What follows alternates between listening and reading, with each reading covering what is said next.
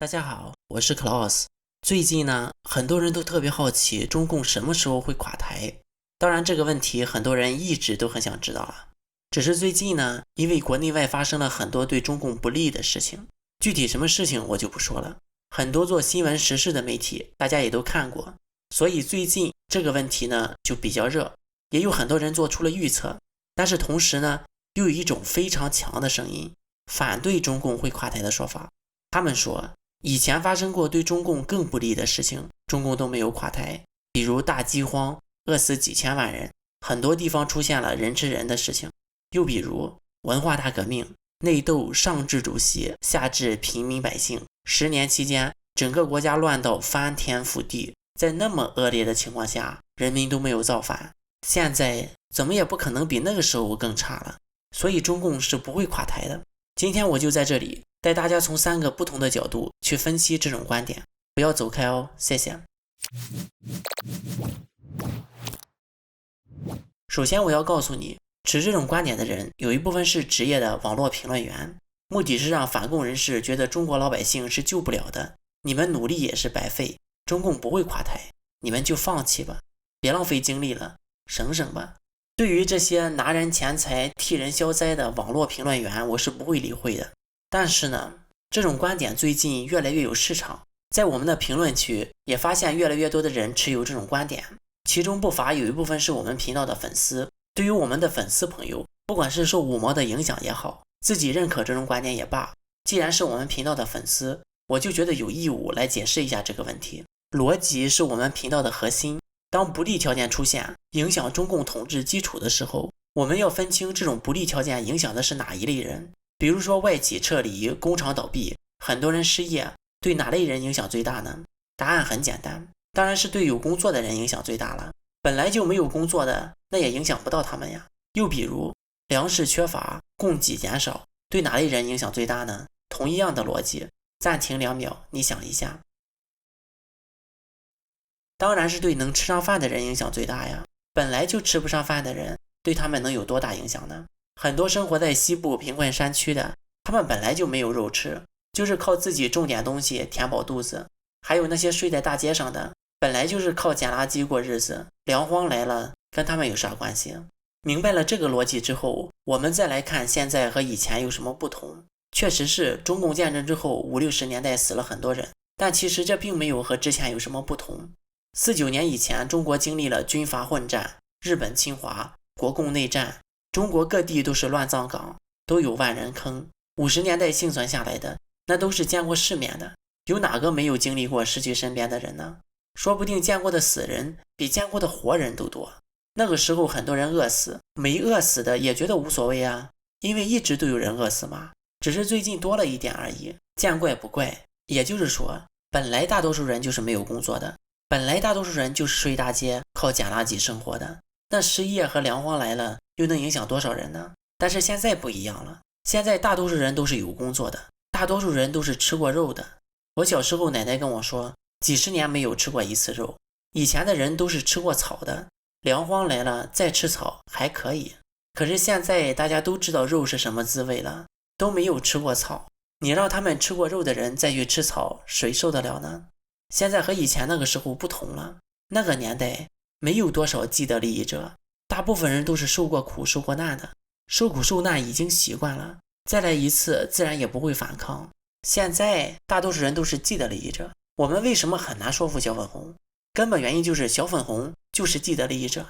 从心理上讲，吃人嘴短，拿人手软，你让他们相信给他们喂饲料的人是坏人，当然他们很难听得进去。而那些被强拆的、维权的、因言获罪的，他们不是既得利益者，他们都不需要我们去说服。我听过很多人说中国90%以上是小粉红，我认为没有那么多了，但是50%以上是肯定的了，也就是大多数。回到我们最初提出的逻辑，我们要看不利条件影响的是哪一类人，维护政权的是既得利益者，所以影响政权统治的不利条件的前提就是要影响到既得利益者。以前的人民没有反抗，只是因为他们本来就不是既得利益者，他们只是从一次次苦难转到了另外的一次次苦难而已，只是换了一个施暴者，没有什么不同。而现在的中国面对国内外的变化，将会是影响到占大多数维护政权的既得利益者。所以说中共在50、60年代那么差的情况下都没有倒，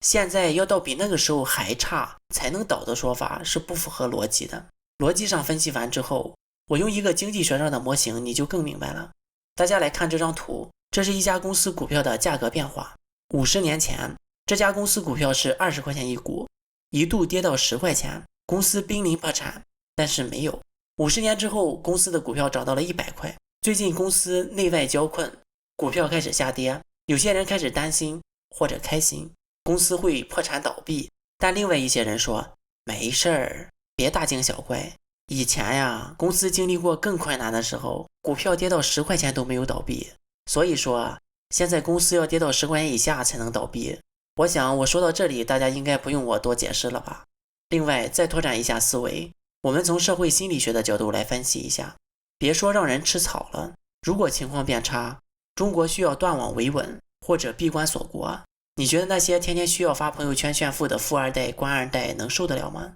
中国人已经没有了信仰。当然有人说中国人信仰共产主义，这个说法也是不对的。其实中国人根本就不信什么共产主义，信共产主义怎么没有人移民朝鲜的？大部分人只是跟着共产党赚钱而已，也就是既得利益者。中国这个国家和社会就是单纯靠信心和自尊心撑着的，也就是小粉红引以为傲的经济生产总值，还有中国的伪高科技，还有就是让大家赚到钱可以炫富的自尊心。等这些东西没有了，你觉得只是能吃饱饭就能满足的吗？当维护政权的既得利益者们的自尊心垮了，这个政权也就完了。其实经济学和心理学也是有联系的，股票价格的直接决定原因是供求关系，我们在频道的第1期视频里面有解释这个理论，但背后的根本原因是投资者的信心。投资者们对这只股票背后的公司有信心，那股票就会涨；没有信心，股票就会跌。但是要跌到多少公司才会倒闭，那不好意思，我也不知道。如果说你是来听我预测中共什么时候会垮台，那不好意思，我只做逻辑教育，我只传授方法。好了，节目进入最后环节，网友互动。上一期视频我们讲了为什么中共能夺权成功，主要是跟太平天国做了比较。中共最大的不同就是有外部势力的介入，当然共产党能打败国民党的原因很多，求同存异，如果你认为其他原因更重要的话也是可以的，我们只是在逻辑上推出了一个容易被忽略的原因。网友 Gary Wang 说，毛泽东是不折不扣的马基雅维利主义者。马基雅维利主义也就是我们说的为达目的不择手段。网友圆圆补充了中共抗日时期保存有生力量的官方政策，叫721方针，1分抗日，2分应付，7分发展。网友夏雨杰说，两岸人民都是渴望统一，当然不是武统，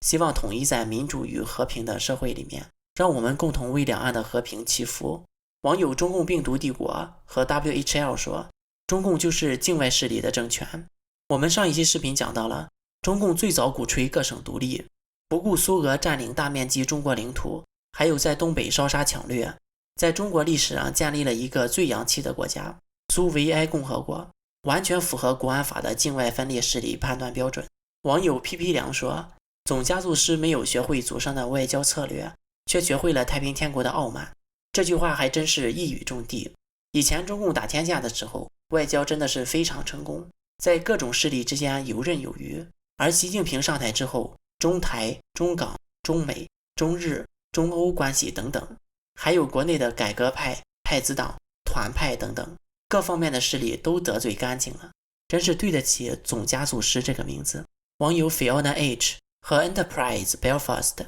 说出来为什么毛泽东斗知识分子的原因，就是因为他们知道真相。网友犬儒 Ruler Relit 和微语说，中共像刘邦，这也是有一定道理的。